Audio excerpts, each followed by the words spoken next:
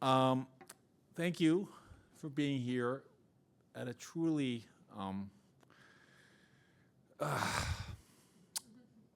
can I say, awful moment. I watched the video of the meeting with Zelensky and Trump on the subway. A reporter called me at the very raw moment. I mean, I'm usually very excitable, as everyone who knows me, but I think the whole of Danforth Avenue understood my feelings about what transpired. It's just such a shameful day today. So, but there is really no one who I would rather, have talk on a day like this than Professor Eugene Finkel. I've known Professor Finkel for a number of years. He is currently the professor of international affairs at Johns Hopkins SAIS.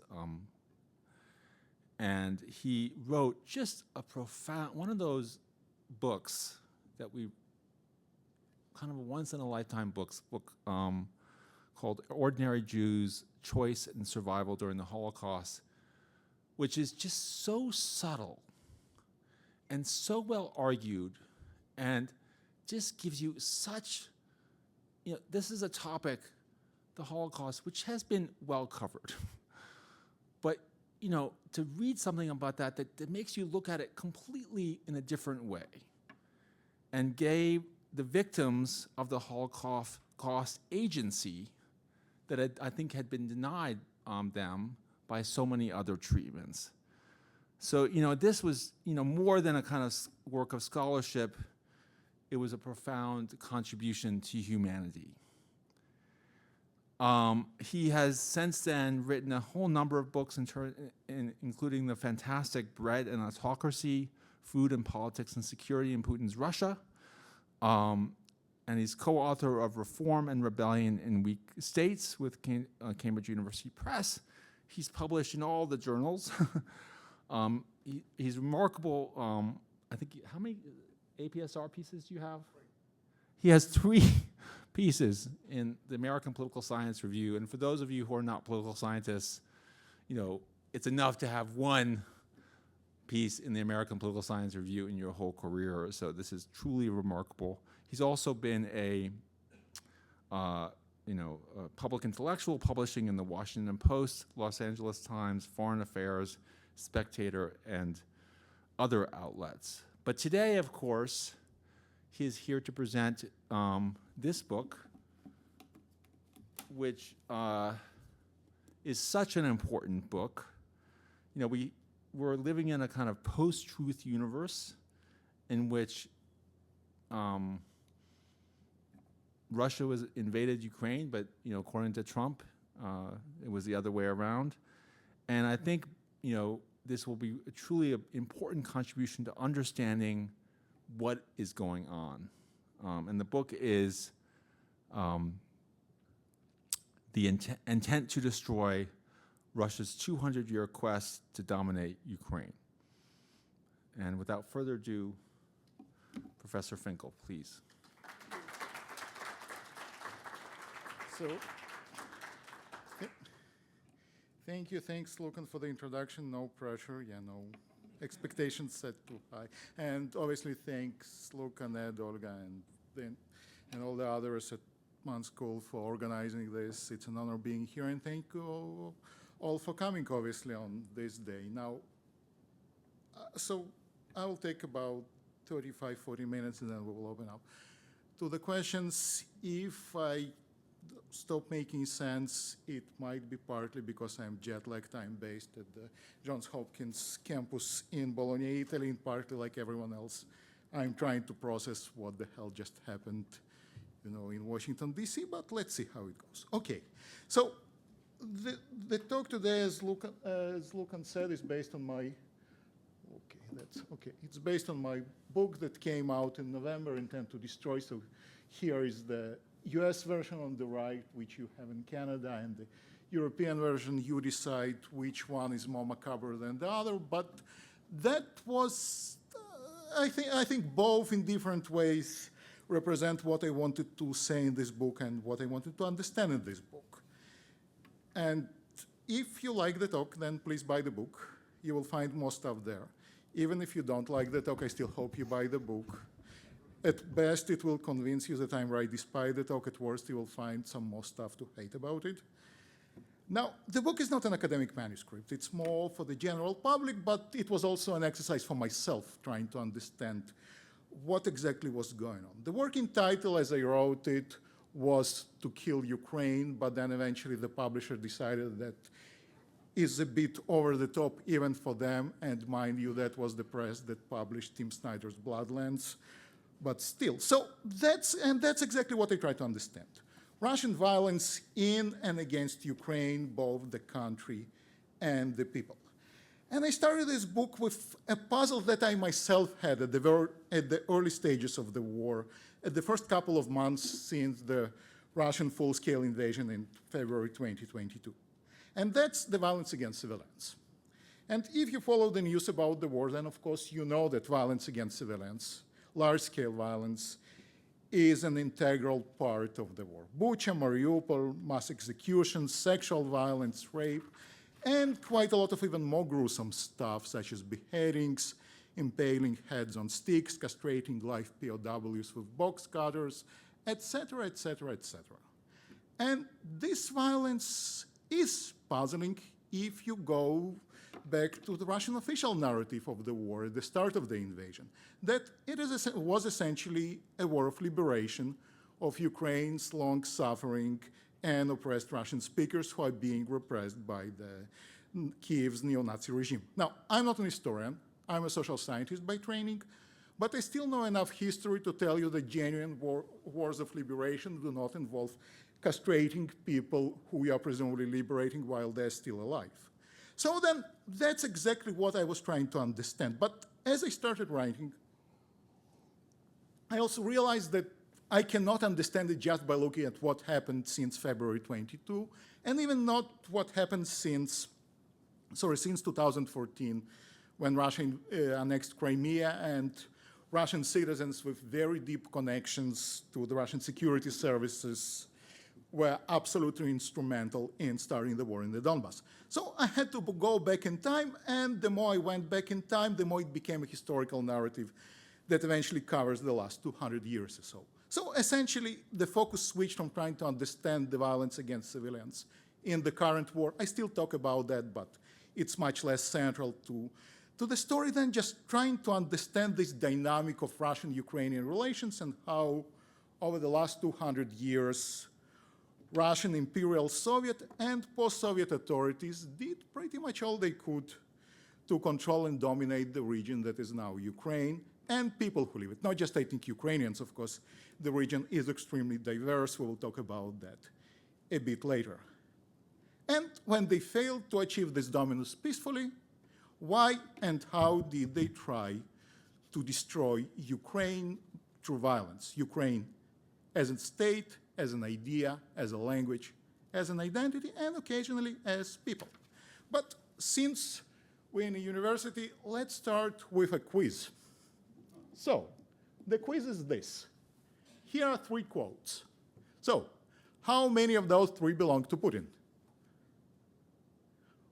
And if not, so 1, come on, tell me, 3, 3, 3, 3, 3, 3. Okay, I think 2, maybe 1. Which one? The first one, absolutely right. The first one is Putin. And that's the only one that belongs to Putin. What are the other 2?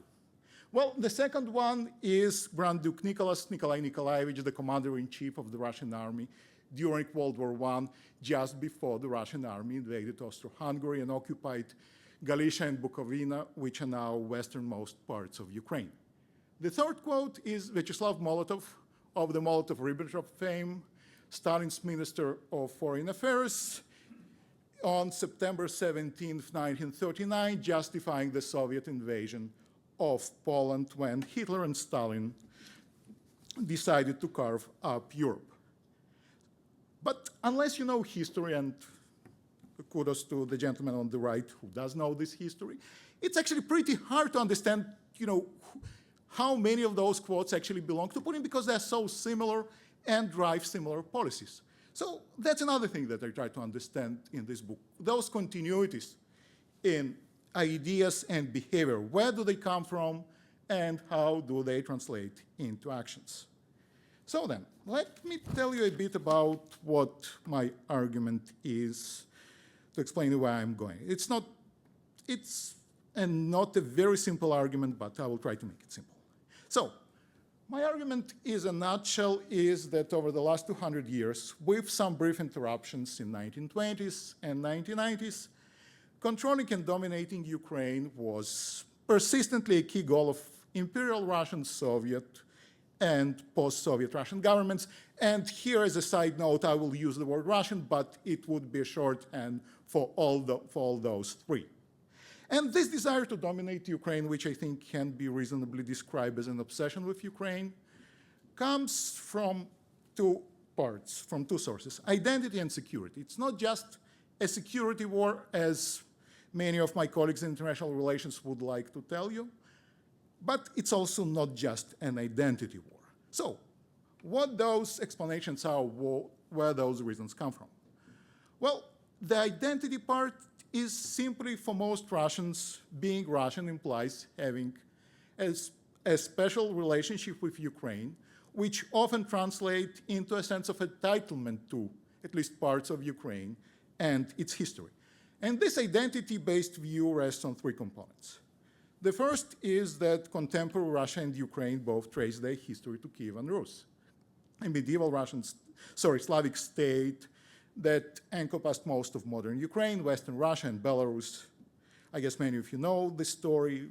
In the 13th century, the state is destroyed by the Mongol invasion. The western parts, which are now Ukraine, are quickly absorbed by Poland and Lithuania, but the eastern part have a different story, and out of a Mongol rule, Moscow eventually emerges as a very dynamic, very successful, very driven state that believes itself to be a natural heir of Kiev as the capital of the state, and believes that it has a natural right to dominate all those lands. Now, this story is not unique. Many states trace their history to some mythical, not mythical, but much earlier states and capitals. The problem here is that Kiev is not just some mythical historical site, but the capital of a different country that many Russians believe they're entitled to. A second related component of this identity view is the belief that Russian nation consists of three branches: Great Russians, which are Russians; Little Russians, in other words, Ukrainians; and White Russians, the Belarusians. The term Great and Little Russians started originally as purely geographic terms. They did not imply hierarchical relationships. But once you start using the terminology of Great and Little, they have to evolve into hierarchical relationship, with Great Russians being the naturally on top, in charge, and the Little Russians below them. So quite a lot of Russian reactions to what Ukraine tries to do essentially boils down to how dare you, who you think you are to disobey us. And a third component is the idea that all those three branches have just one proper language for literature, science, poetry, administration, and that's, of course, Russian. Ukrainian and Belarusian are just regional peasant dialects, a vernacular that does not deserve its own education, its own literature, its own scientific space, and in fact, those vernaculars need to be actively suppressed because it's just a waste of resources. Why not just do all those things in Russian rather than wasting your time on writing in Ukrainian, and if you don't suppress them, then they also might fuel dangerous separatism. Now, most people who know anything about Russia and Ukraine and their history are obviously familiar with those three prongs of the identity view. What many people do not understand is how recent those views are. They are not God-given, they are manufactured like any other identities, and they're essentially a product of mid-19th century, and that's where the security part starts coming in. They're a product of a struggle between the Russian Empire and the Polish independence movement. Why? Because when before 17th and 18th century, most of Ukraine belongs to Poland, and that means that the nobility and large portions of the middle class and the elites are Catholic Poles. But then Russia, Prussia, and Austria partitioned Poland out of existence, and the Russian Empire gets not just Ukraine, but the rest of Poland, together with the Polish nationalist movement, who tries to regain its independence, and the Russian government has to deal with several extremely bloody, painful uprisings in 1830, 1831, and then in the 1860s. And the fear of the Russian government quite explicitly that those Poles might corrupt those poor, clueless little Russian peasants, that if the situation remained unchecked, those people will abandon Christianity, those people will switch to Polish, those people will be lost to the Russian government, and that should not be allowed. So at the beginning, the imperial government starts to promoting the little Ukrainian identity, but then in 1860s, it switches to a campaign of forced Russification. In other words, the goal is to make little Russians Russians without adjectives. Russians, period. What it means, banning the Ukrainian language, pretty much nothing can be published in Ukrainian, forcing people to speak Russian, to think about themselves as Russian, because if the government wouldn't do it, the Poles would, and those people will be lost to Russia forever. Now, and that's where the security component starts kicking in, but it's not the only reason. When I talk about security, there is, of course, the traditional national security. You know, there is a wonderful history of Ukraine by the Harvard historian Serhiy Plokhy with the title Gates of Europe. Well, gates occasionally open both ways. And that's what happens with Ukraine, and historically most Western invasions of Russia pass through Ukraine. There are natural borders between Ukraine and the rest of Europe, the Carpathian Mountains, the Pripyat marshes. There is an open steppe between Ukraine and Russia proper. So once you control Ukraine, the road to Moscow and St. Petersburg is open. But even more important than the national security aspect is the regime security, especially when the Russian government is an autocracy, which it was for almost entirety of its existence. And traditionally, subversive, radical democratic ideas do pass to Russia, to Moscow and St. Petersburg from or through Ukraine. And historically, few things scare a Russian autocrat more than a democratic, free Ukraine, because if those people are the same as Russians, then the horror Russians in Moscow and St. Petersburg would want to have the same and might do the same. And that, of course, cannot be allowed. Now, here it's a catch-22 situation. The fear is self-imposed because it can be easily solved by saying, well, actually, Russians and Ukrainians are not the same people. But that would undermine the identity basis of the regime, so they force themselves into being stuck with this fear of Ukraine and the desire to control Ukraine to protect the regime. And my final point is that while Russian imperial and Soviet and post-Russian governments would do what they need to control and dominate Ukraine, they would rather do it on the cheap. And violence and repression is always costly. So here, the Russian government historically adopted a policy of what I call divide and repress, where the government always leveraged the extreme ethnic and religious diversity of Ukraine and used those cleavages to its advantage. Groups that were perceived as dangerous for the government and that would change over time. They could be Poles, Jews, Ukrainian nationalist movement, dissidents, you name it, would be mercilessly repressed. But other groups at the same time would be protected, promoted, elevated, safe, and would serve as local agents for the government to provide them with people, legitimacy, local knowledge. So at any given time, there would be people on the ground in Ukraine that would serve as agents of the regime and would be perfectly happy with being governed from Moscow and St. Petersburg. And those allies or agents would also change over time, depending on the needs. It can be traditional Ukrainian elites, it can be the urban Russian-speaking middle class, it can be the proletariat. If needed, it can be the minorities, like the Jews. The point is that at any given time, the government in Moscow and St. Petersburg knew how to leverage those cleavages to dominate and control Ukraine. And what explains the invasion, in my view, is that for the first time in history in 2022, this strategy failed. Putin would not have invaded if the Kremlin could have dominated and controlled Ukraine peacefully.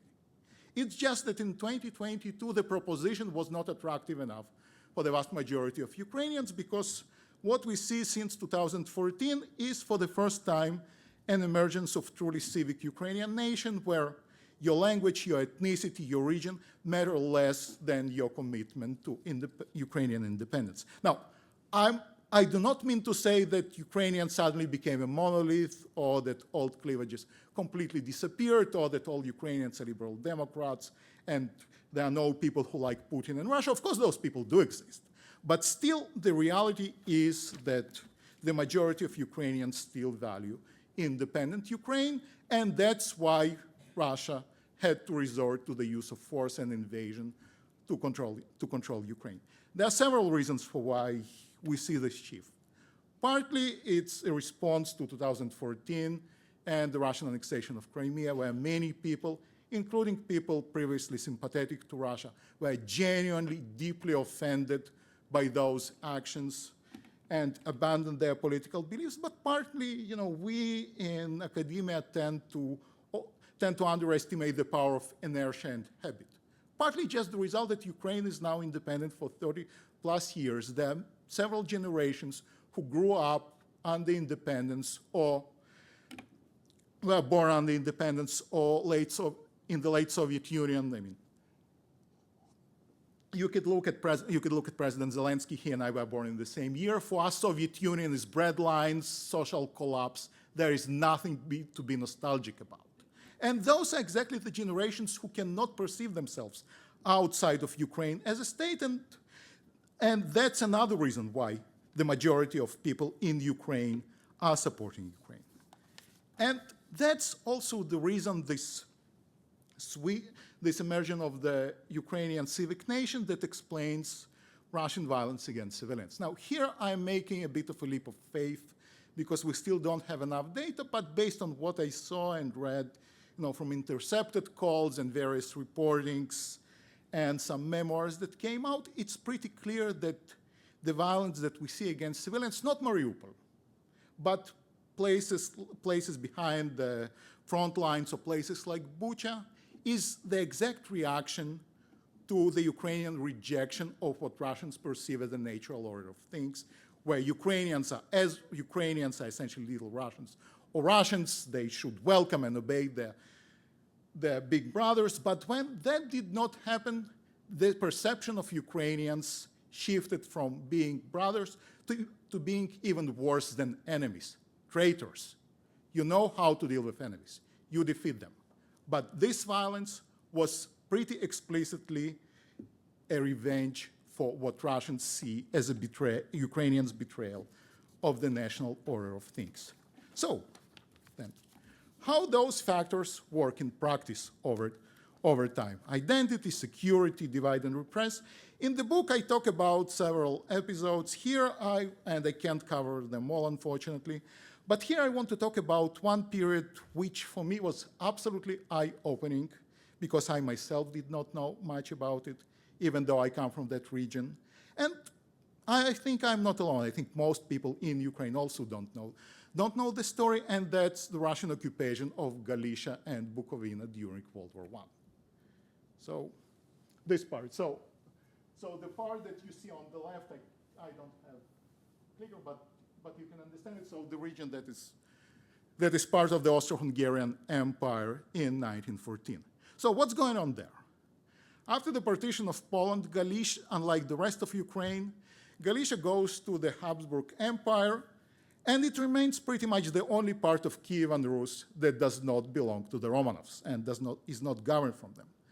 And unlike the Russian Empire, where Ukrainian language and activism and culture are suppressed, the governing structure or the governing principle of the Habsburgs is ethnic tolerance. So Ukrainians there are fully allowed to form their parties, clubs,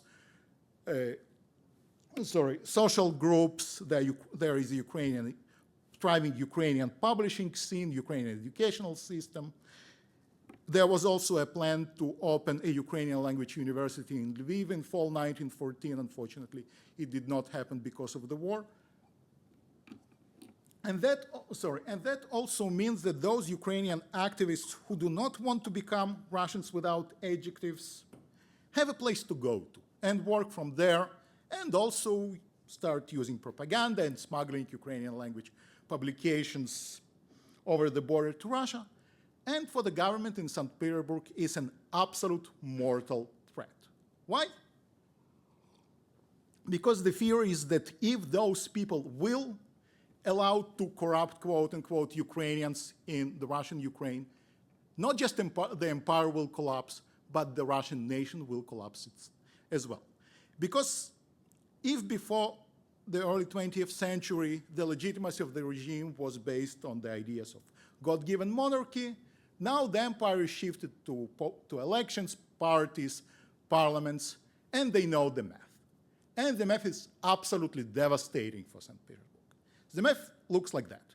If Ukrainians are Russians, little Russians matter less, but as long as they are Russians, then together Russians, Ukrainians, and Belarusians are about 66% of the empire's population. So it's a solidly Russian empire.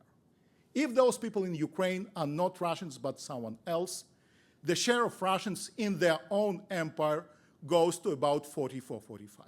In other words, they become a minority in their own state, and that the Russian Empire was absolutely unwilling to tolerate.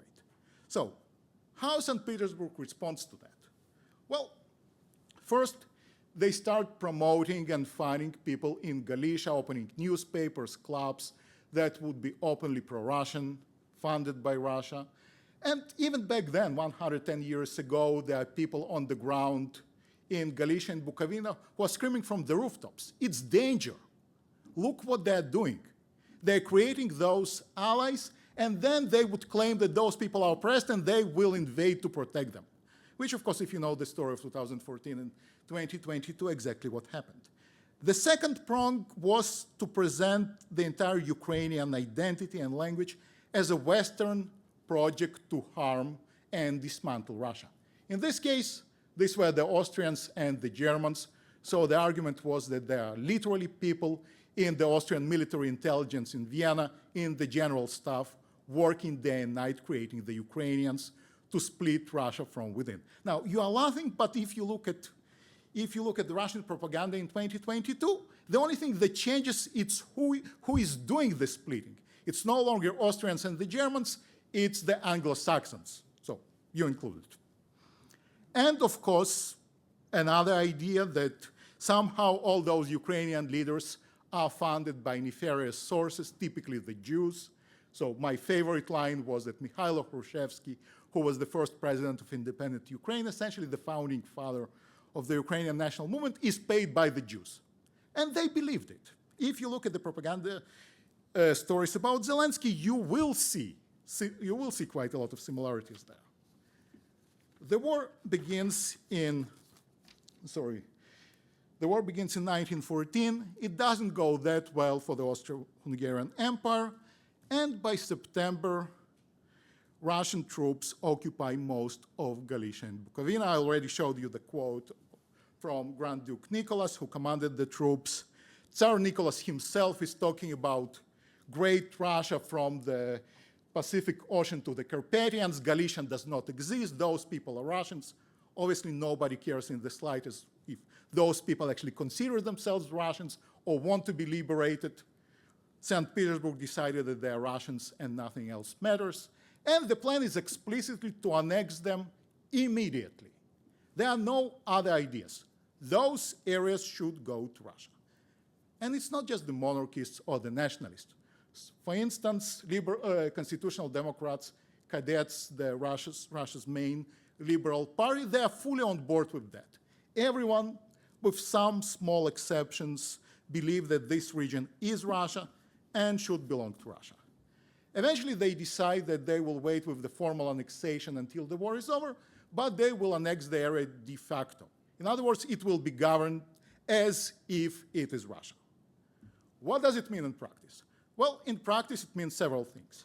First of all, massive plunder. Everything that can be stolen is stolen. I haven't heard reports about, bathtubs and sinks, but probably not that many existed. But other than that, anything goes. My favorite story was when the Russian cavalry unit in the city of Chernovtsi destroyed the specimen collection of the zoology department in the local university. Russian troops simply broke the jars in which the specimens were preserved and drank the alcohol.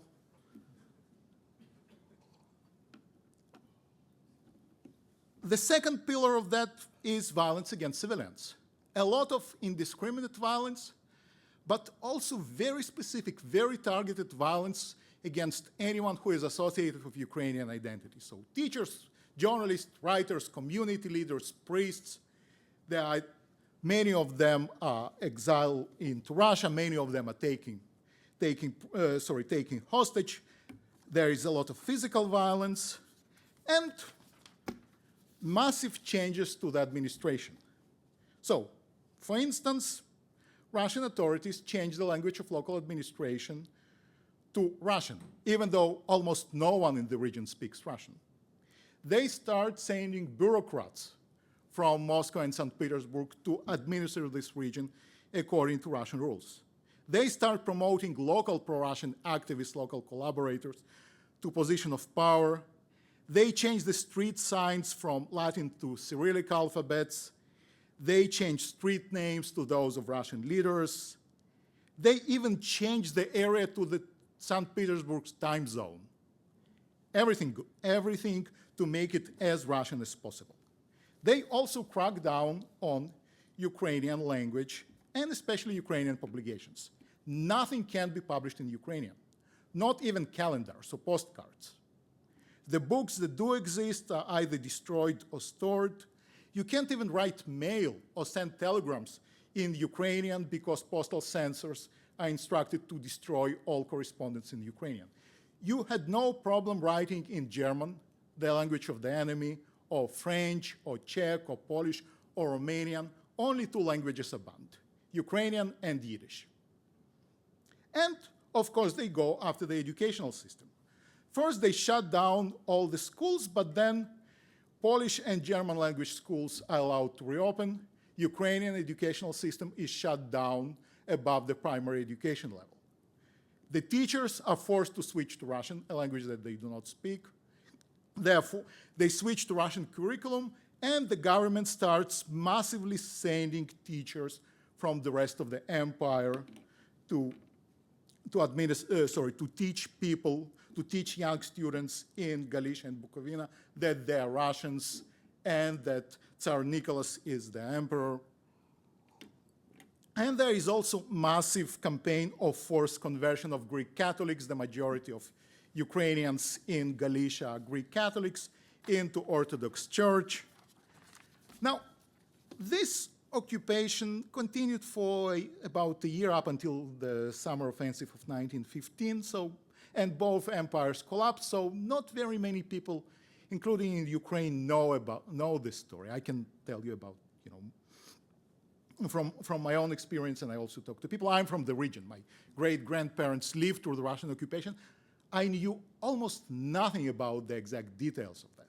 But what was even more surprising are the similarities that we see between what was happening back then, 110 years ago, and what is happening right now in the occupied territories. I wrote this chapter in summer 23, and it was a schizophrenic experience.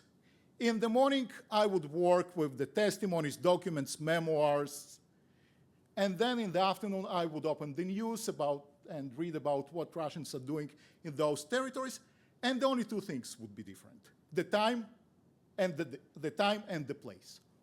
Besides that, those would be almost identical policies to the T, with two exceptions. In the occupied territories right now, there are no massive anti-Jewish pogroms, simply because there are no Jews left. And the conversion component, there is less forced conversion and repression against other churches which are not Orthodox Church of the Moscow Patriarchate, but it still exists. But other than that, there is a complete continuity. Now, I'm not saying that anyone in the Kremlin is taking old policies out of retirement. In fact, I'm pretty certain that there is no one in the Kremlin, until and unless they read my book, that who actually knows what the Russian Empire did in Galicia and Bukovina in 1914. Rather, my argument is that the policies are so similar simply because the goals, the ideas, the perceptions, and the rhetoric are so similar over time. As a result, they translate into similar policies.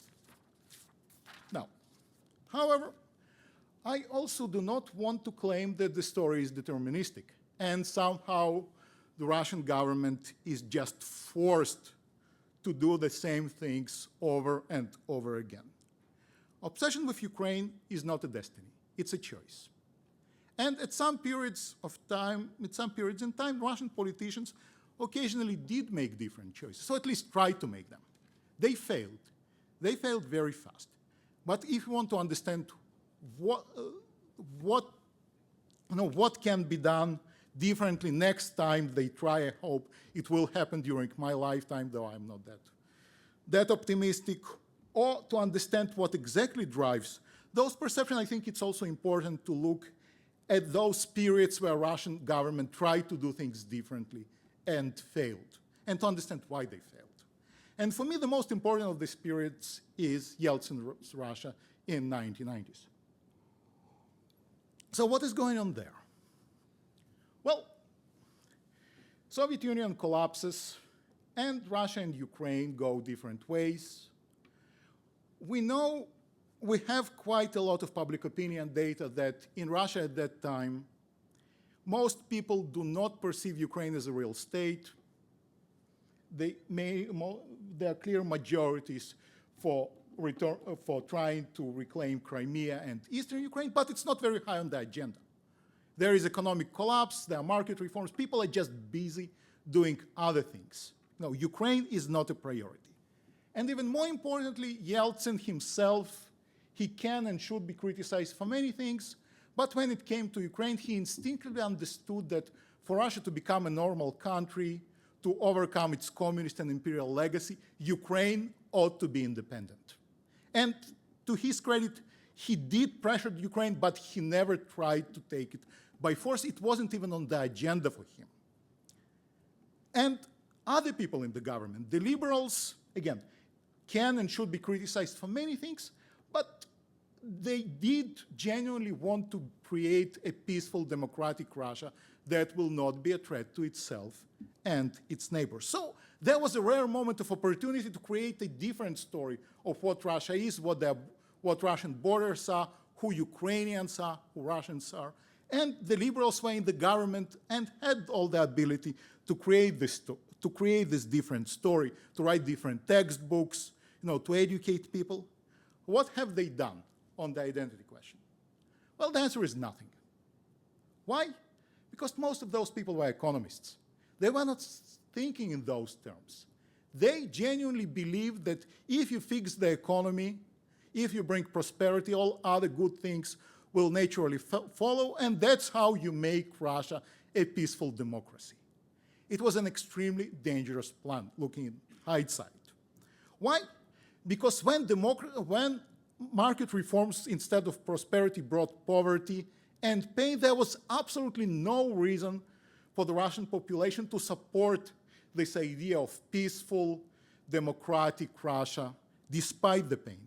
And here, Russian liberals were actually quite different from market reformers in other places, such as Poland or the Czech Republic or even Ukraine, where the pain of market reforms was also connected to the question of identity. Yes, we are suffering, but we are suffering for return to Europe, for independence, for better future for our nation, for the ability to speak our own language.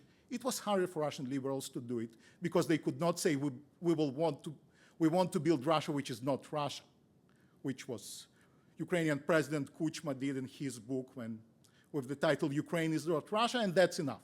We're just building something different. So yes, their challenge was higher, but they did not even try.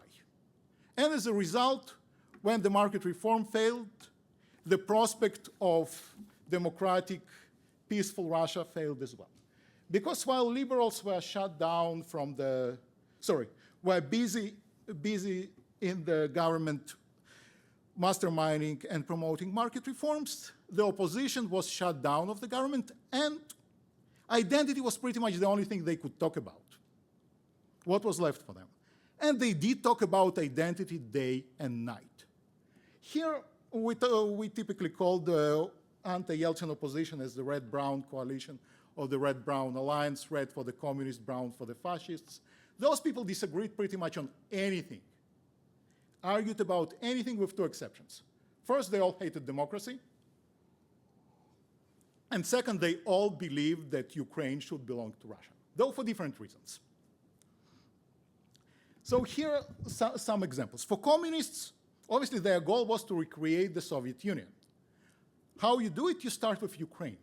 Because Soviet Union collapsed when Ukraine voted for independence. So to build it again, you don't build this great Soviet Union once again with the Tajikistans and the Uzbekistans. You do it with Ukraine.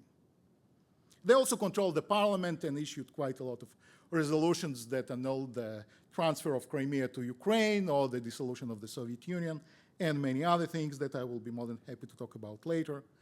The conservatives, here are two typical figures, Alexander Solzhenitsyn and Yuri Lushkov. Solzhenitsyn is the dissident writer, Nobel Prize winner. He is revered in the West for his anti-Soviet views and activism. But on top of that, he was also a pretty extreme Russian nationalist. He believed that instead of the Soviet Union, there needs to be a state that will include Russia, Ukraine, Belarus, possibly northern Kazakhstan. And he explicitly rejected the idea of Ukraine being an independent state, definitely not within its own borders. His idea was, if those people are crazy enough to go their own way, let them try. They will come to their senses and come back. But when they try that, they should do it only within their real ethnographic borders, quote unquote, meaning eastern and southern Ukraine should go to Russia. Interestingly, he was also one of the very few people who, as early as late 1980s, talked about the possibility of a war between Russia and Ukraine and was laughed out of the room, but he knew what he was talking about.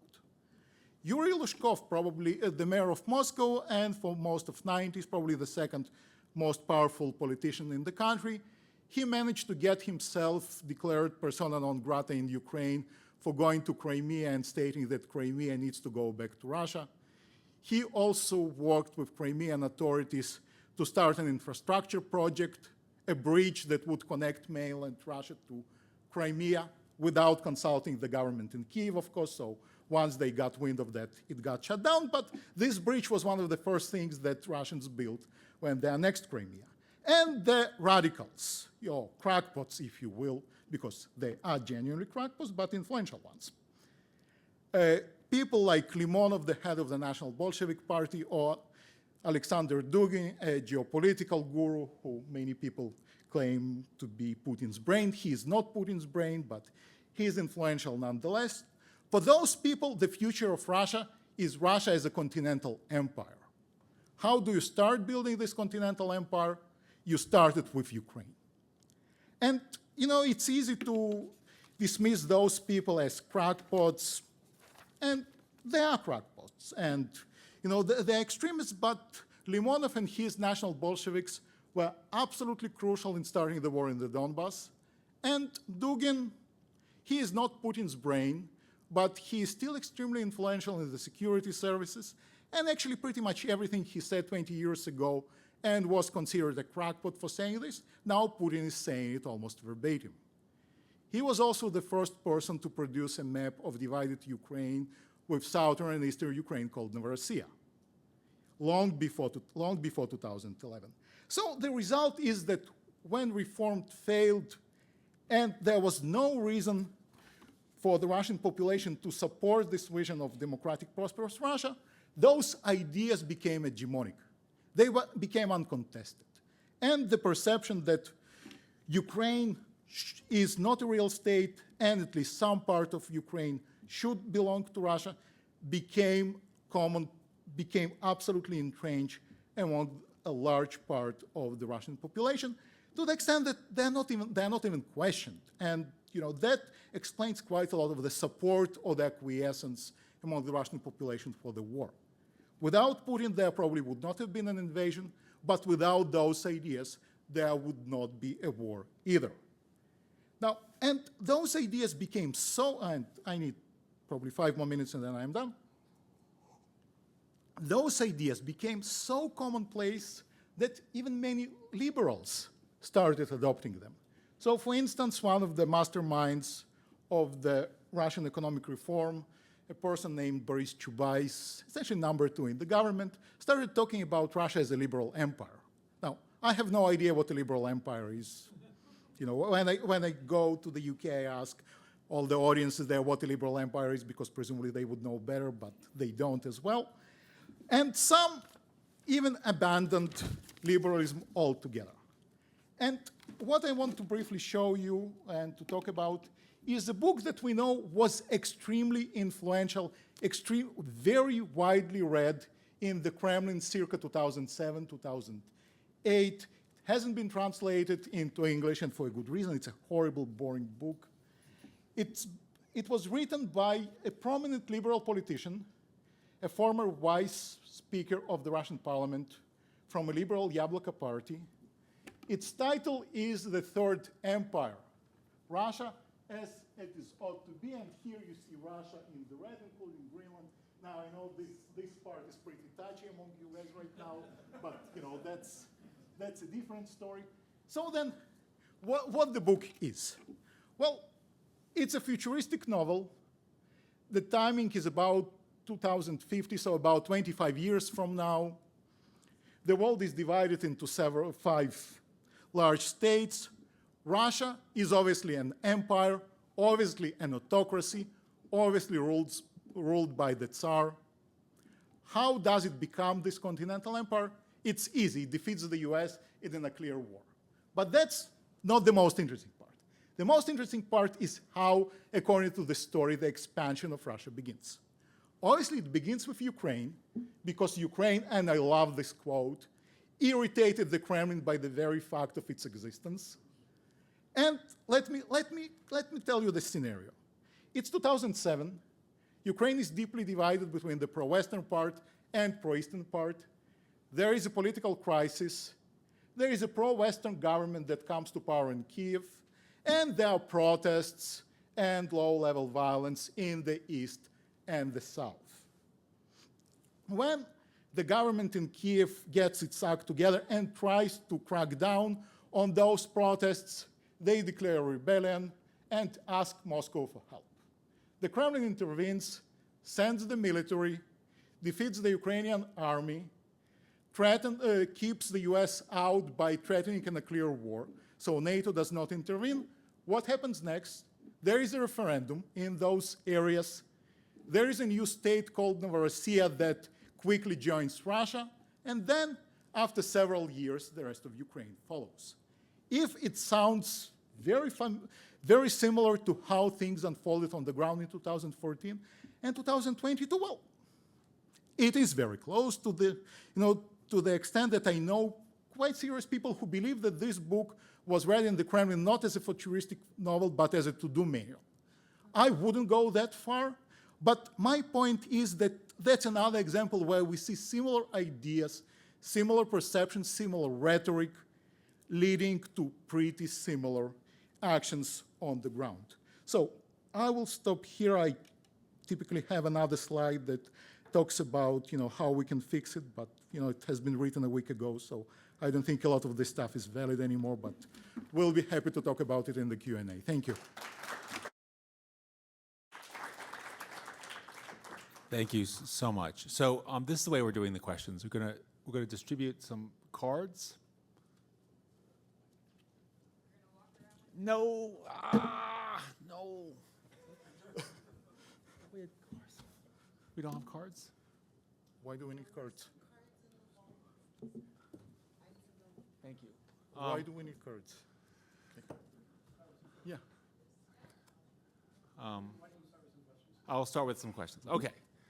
So, first of all, I mean, I think many of us in this room have had this conversation a number of times about, what started the war, and of course, there's this alternative narrative that has a sort of remarkable resilience about.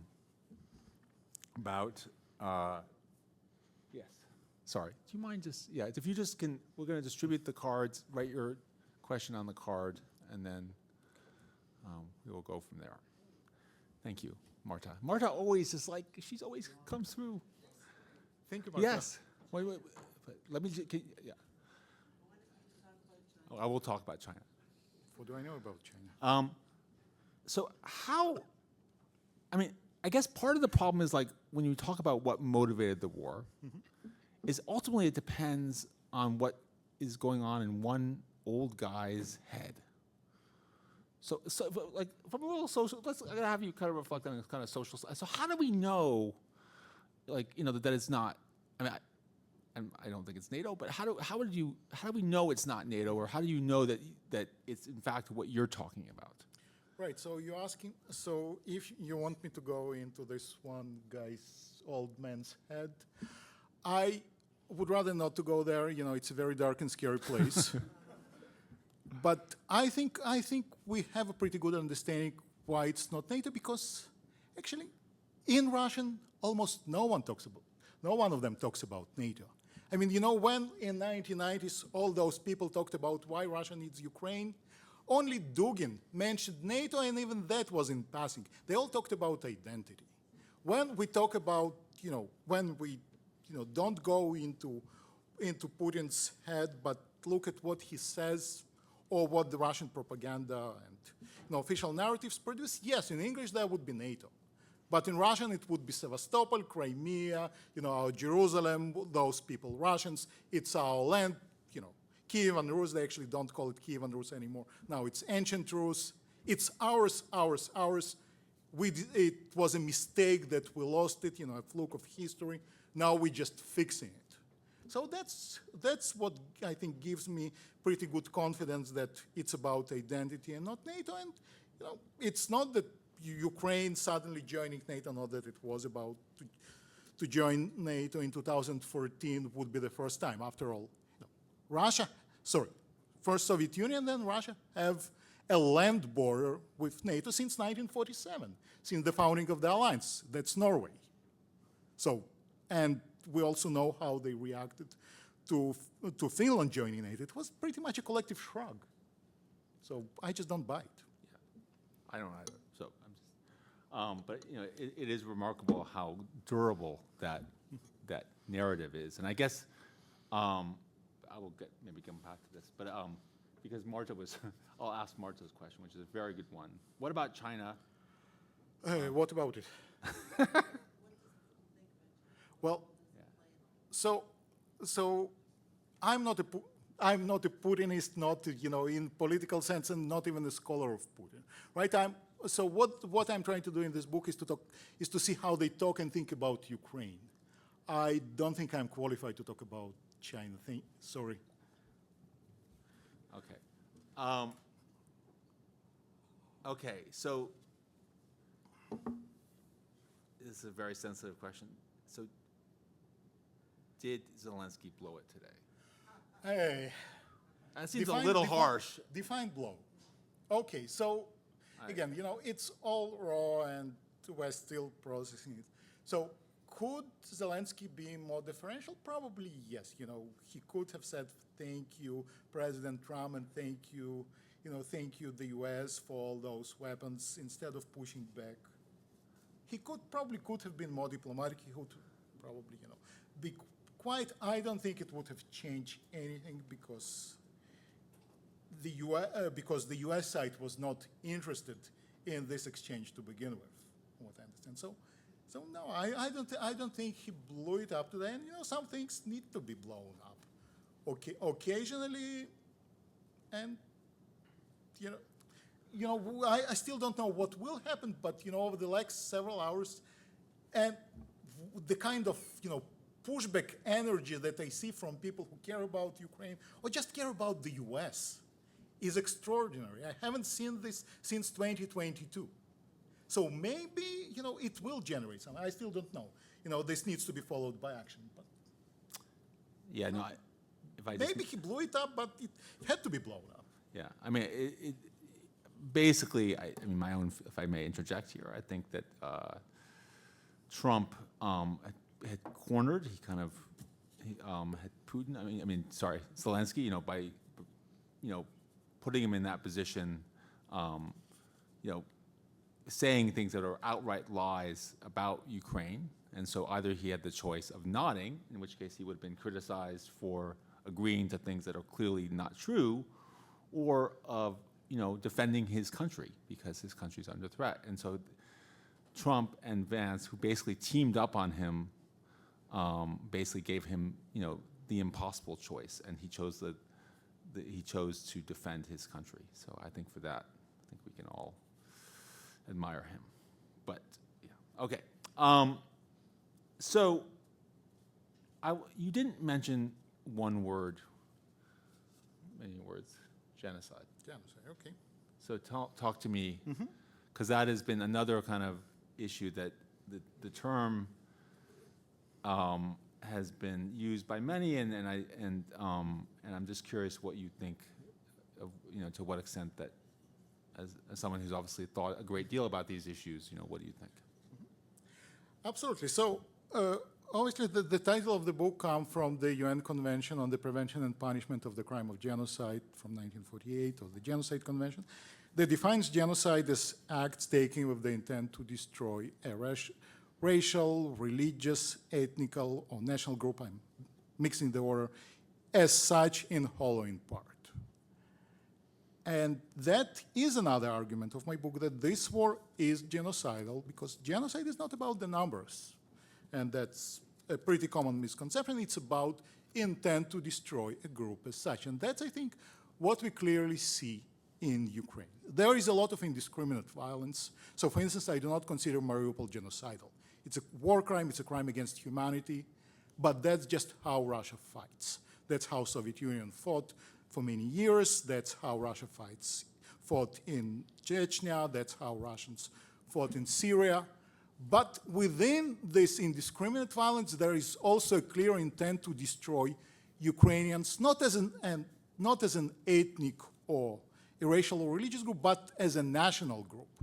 In other words, destroy a political national community where your ethnicity or language don't really matter, and that, that was at the beginning, I'm talking about this war being genocidal since April 2022, so immediately after Bucha. There was a lot of misconception that, genocide is about ethnicity or about race or about religion, which we do not see in Ukraine. In Ukraine, the targeting is explicitly based on belonging or commitment or participation in this civic nation, in other words, national group, which is protected under the convention. How do we know? We know that there were kill lists for most communities. We know who was on those kill lists, and those were officials, activists, leaders, teachers, intelligentsia, so everyone who is connected to Ukrainian national identity.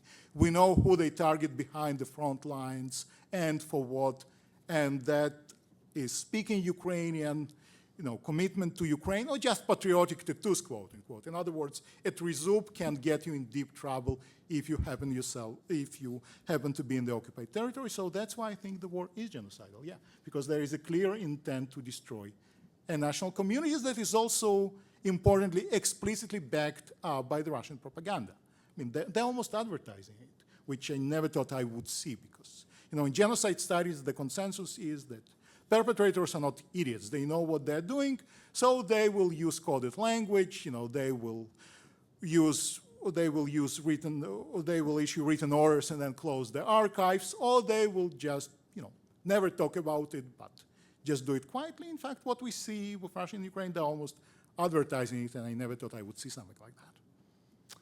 Okay. So you are very careful, especially in this presentation, to make clear that you do not think this war was inevitable. Mm-hmm. But could you talk a little bit more about what set of contingencies in the immediate run-up to war that kind of made this war happen? Just a little bit more, of the kind of, so, why in first in 2014 and then in 2022? Right. So obviously you're absolutely right. It wasn't inevitable. I'm not an historian, but I think its subtitle of every history book should be, it did not have to be this way. And that's also true for this war. I think what happened, I did talk about this a bit about the presentation, that was the only remaining way for the Kremlin to control first parts of Ukraine that they deeply cared about. In other words, Crimea. 2014, Yanukovych flies. That's the moment that Ukraine is moving westward. It's not the Orange Revolution when party of regions is still allowed, when there are elections, when there is an opportunity for the second round. Now it's a rupture, so we need to act fast. And the same in 2022. The feeling is that even Zelensky, who was essentially the most pro-Russian candidate from the Kremlin's view that they could think about, a Jew from southern Ukraine who speaks Russian, who spent a large chunk of his career in Moscow. I mean, the guy led the New Year celebrations on state TV in 2013, 2014. So you can't get anyone more pro-Russia than that. And even with him, he wouldn't be willing to surrender Ukraine entirely. So what exactly is left? And of course, Putin's mental conditions and COVID contingencies and everyone else. So there was absolutely a lot of contingency in the decision to invade in this specific moment. But I think the overall structural conditions that allowed it were in place for a long time. And also, the decision to invade was absolutely Putin's. No Putin, no invasion. But without those ideas that drive the support of large chunks of the Russian elites and the educated class, I don't think we would have had a war that would last for 3 years. So it seems to me that the striking thing about the difference, obviously it's important to emphasize, as everyone who knows Ukraine does, that this is the second invasion, as we would call full-scale invasion. The invasion really began in 2014. But it seemed to me that the big difference was that in 2014, he was going into regions that were at least broadly considered, I say in kavычках, pro-Russian, right? But whereas in 2022, he went into regions that even the most diehard, Russian nationalists, many of whom we consider to be, or most consider to be areas that were hostile to Russia. So I'm just curious, what do you think made him more risk acceptant in 2022 as compared to 2014? I mean, right. Yeah. So I don't think it's risk acceptance, because you're speaking from your vantage point of someone who actually knows a bit about Ukraine and understands Ukraine. From you have empirical knowledge. Many of those guys do not. There is very low level of Ukraine expertise in Russia, and historically that was the case. And there was all those perceptions that this region is actually Russian. Those people are like us, so they think like us. If we manage to pull it off in Russia, we will do the same in Ukraine. That there is actually an oppression of Russian speakers in Ukraine, which is absolute bonkers. But the point is that there is very little expertise on Ukraine in Russians. I mean, if you're a Russian academic or a security services officer, would you rather learn Ukrainian or English, or would you specialize in, say, France or Ukraine? Right? And that's how we lose expertise. But instead of expertise are those perceptions and myths that are deeply ingrained, and that's, I think, what I think they genuinely believe that they will be greeted as liberators, and that this oppression did exist. So, and soldiers who came to Ukraine, again, there is no systematic data, but the anecdotal data that we have, intercepted calls, impressions of Ukrainians who spoke to soldiers. Yeah, they all expected to see, banderites from Galicia in Bucha, and they all expected to be welcomed. Yeah, no, it is. I mean, I've always really wondered this, that here you have Russia, a country that, many of them have relatives in Ukraine. They can, there's tons of Russian language media that they could, learn about Ukraine. Good number of them had been there, yet they were so stupid about Ukraine. It's just, there's something kind of just, how, like, I mean, if Trump or somebody says something stupid about Ukraine, well, yeah, it's like, they don't know anything. But, this, I just don't understand. So I don't think it's stupid. It's both condescending, Yeah. and also the perception that we do understand them while we do not. Interesting. And I had some interesting conversations with, especially when I worked on the chapter on the 1990s with people within the Russian government, including Andrei Kozyrev, who was the Minister of Foreign Affairs. So I asked him, well, what was the level of Ukrainian expertise in Russia in 1990s, when you started? And he said 0. Nobody spoke Ukrainian because we all thought we know Ukrainian. Right. And we know who Ukrainians are. And all the people who knew anything about Ukraine were people doing domestic politics in the KGB or the Gosplan. Other than that, there was no one else. And that did persist over time. Yeah, interesting. So there's a question about the brutality of the Russian soldiers. I mean, is this, as someone who's studied many of these kinds of wars, how is this sort of typical? Is this, can you talk about that kind of in a comparative context? And what do you think kind of motivated? You talked a little bit about this, but maybe you could talk about it more. So a lot of that is typical. A lot of that is just how Russia fights. I'm talking more about, centralized destruction. So Mariupol, there is very little difference between how Russians fight in Mariupol, or fought in Mariupol, versus how they fought in Grozny or in Aleppo. They're just part of the doctrine where you destroy everything that can move because it's easier to fight this way. The violence on the ground, so soldiers massacring everyone, massacring people, sexual violence, which was absolutely horrific and definitely heavily underreported. Here the dynamic are different. It's a combination of revenge, of this push for revenge. Those people are not welcoming us. Instead, they're killing us. Fear that everyone with a cell phone is communicating with the Ukrainian army units. And truth to be said, many did communicate with Ukrainian army units, but it just became a total paranoia. Partly, it's just complete lack of command and control by the commanders, and that's a structural problem of the Russian army, where soldiers tend to get drunk, and there are no sergeants to discipline them, and the officers are far removed from the people on the ground. So the soldiers are essentially allowed to do whatever they want, and when they get drunk and they have weapons, then that's violence happens. So here on the ground we see a combination of it, but it's mostly from a revenge, fear, and lack of discipline. So, before 2014, of course, much of the literature on Ukraine had to do with the East-West split, which was quite controversial, and many people, thought there was too much emphasis on that. And oftentimes, the Eastern Ukraine, I think, was described by many, even sympathetic journalists, as, and I quote, pro-Russian.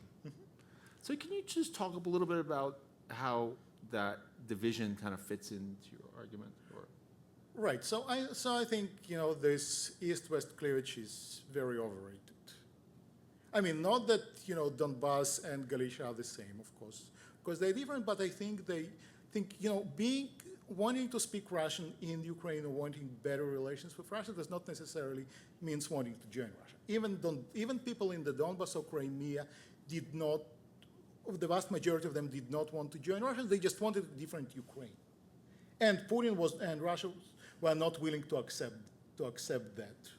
After 2014, partly it just, it's the passage of time where people learn to live in independent Ukraine, where people go through the educational system, where people, yes, they speak Russian at home, but they're also fully fluent in Ukrainian, where they think about themselves in different ways. They also know how Russia looks across the border, and Rostov and Kursk and Belgorod are not exactly the most successful Russian cities, especially compared to Donetsk, which was quite thriving, before 2014. So partly, partly it's construction of the Ukrainian identity, both from below and from the bottom up. Partly just getting used to living in Ukraine and not knowing and not wanting any different country.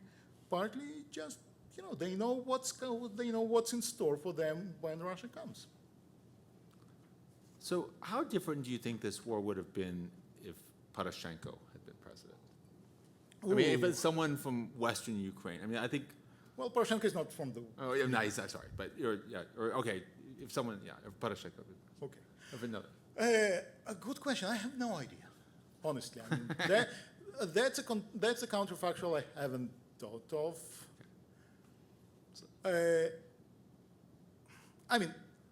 Zelensky should be criticized for many things, especially when it comes to the preparation for the war, which he and his government did not do.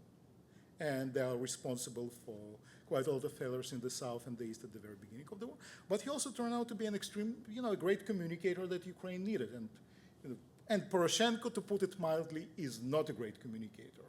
So maybe Ukraine would have been better organized, maybe, but at the same time, Zelensky can speak to different audiences to the degree that Poroshenko is not, and Poroshenko is not a unifying, and I think in terms of character, he cannot be a unifying figure that Zelensky turned out to be. Yeah, no, that's absolutely right. So in terms of the kind of factors that led up to the war, I think some people talk about the role of Medvedchuk.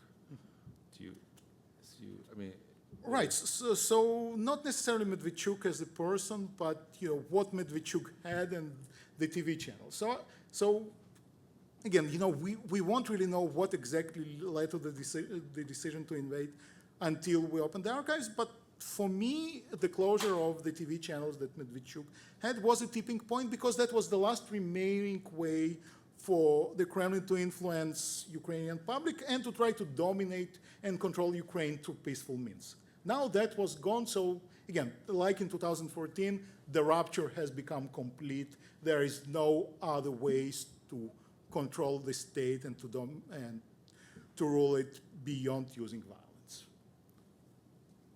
Okay, so I think I'm gonna end. Let's see. Can you just talk a little bit about? So how does your argument? Where would we expect Russia to invade? I mean, is there something about you? I mean, so one sort of. I'm not saying I have this interpretation, but I'm saying one interpretation would be for the West that this is in a weird way a comforting book, because it suggests that Putin's only concerned about Ukraine. So maybe we can just let sacrifice. Believe me, I'm not making this argument, but I'm just thinking the logic. So I mean, for example, does that mean we should be less concerned that he's going to invade Poland or the rest? Yeah, and that's a conversation that I have every time I present this book with, there would always be an occasional Balt or Paul in the audience who would say, well, are we off the hook now? And my answer is no, you are not off the hook. Why? Because what I'm talking about is Ukraine as an end for the Russian, in the Russian thinking and for Putin's plan, but it's also, and that's something that I'm not talking about because the book is explicit on the Russia-Ukraine dynamic, it's also a means to a different end, which does not end with Ukraine. Where does it end? I have no idea, but the perception is that, going back to all those people, they want something bigger than Ukraine. Ukraine is just the necessary first step, but it's never sufficient first step. They're not doing it just for Ukraine. They're doing for something else which they cannot, at least in their mind, to achieve without Ukraine. So, yeah, I don't think it's a very comforting book in that sense. It's just a different, a different story or a different argument. So I have a question about the Russian opposition. Mm-hmm. So, to what extent, how much do you, so first of all, I think all of us in this room share a kind of horror that many of the Russian opposition, certainly not all of them, have shared some of the sort of imperial discourse. We had, including particularly Navalny, who, if you search for it, you can find, this kind of really despicable nationalism. So one defense, and also there's Navalny's wife, who questioned whether there should be aid to Ukraine. One defense of the Russian opposition, which I think in a sense kind of fits with your argument, is that in a sense, to be opposition in Russia, you have to respond to the popular will, and because the popular will is very imperial, you can't expect to be in opposition in Russia and not reflect that kind of imperial discourse. Would you agree with that? Yeah, that's also the argument that I have been hearing from different conversations with the Russian opposition. I think there are some people who believe that that for tactical reasons you can tell Russians what they don't want to hear. But I also think that this perception of Ukraine also includes quite a lot of people in the opposition itself, and that again something that I also saw over time with the liberals and the Democrats in Tsarist Russia, and then in 1917 and after 1990s. It's just a hegemonic view for the vast majority of the Russian population that is simply being taken for granted. Now, there are also different people who understand that Ukraine is a different country and needs to be a different country because that's the only way for Russia to overcome its imperial legacy. But they're a minority. But honestly, I don't think that those people actually matter. Not just those, but the Russian opposition more generally.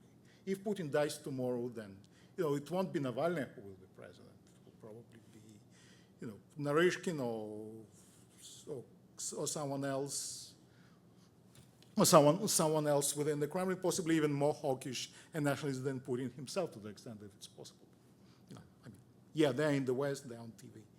Practically, they're irrelevant, at least in my view. So would Russia have invaded Ukraine if it had been a democracy? That's a good question. I don't think it would have invaded. I think that Russia still would have tried to exert control over Ukraine through economic and political and other means. That's why I think that Russian democratization is absolutely essential, but it will not be a solution on its own. So maybe not violence, but I don't think they would have left Ukraine alone had they been a democracy either. Interesting. So, Ed, do you want to? There's a question from online. Okay. Ooh. Oh, great. This is what? Better be good.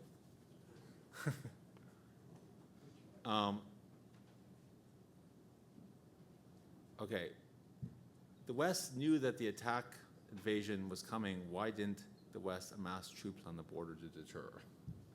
Hey, which borders? Borders of Ukraine. So the West. So the West probably knew that the war is coming. I think the reaction is that there was a perception that Russian army is more formidable than it was for many years, mostly because people who do those kind of things count tanks and missiles and overlook things like logistics and morale and discipline. And Russians had many tanks, so it was considered useless after all. The Kiev in 72 hours, it didn't come from Putin, it came from the US. Right, actually, the Russian estimates were several weeks, not 3 days, so it was considered hopeless. And second, I think those questions should be asked not of the West, but honestly of President Zelensky and his government.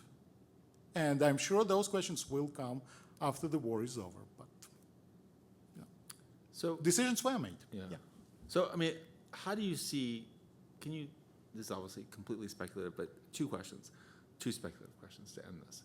One is, how do you see Russian identity changing? Well, I think a lot depends on the war and how it ends. Like, as it looks now, I don't think it is going to change anytime soon. I think, if anything, this nationalist, violent, expansionist, neo-imperialist view will become even more entrenched. But I think it can change over time if there is a political will to change attitudes. After all those perceptions that I presented to you, they're constructed. Like the work of governments, teachers, intellectuals. If there is a political will to change them, it will happen over time. It requires a lot of effort and probably decades, but you can't change those perceptions. I mean, Russians no longer claim Alaska, right?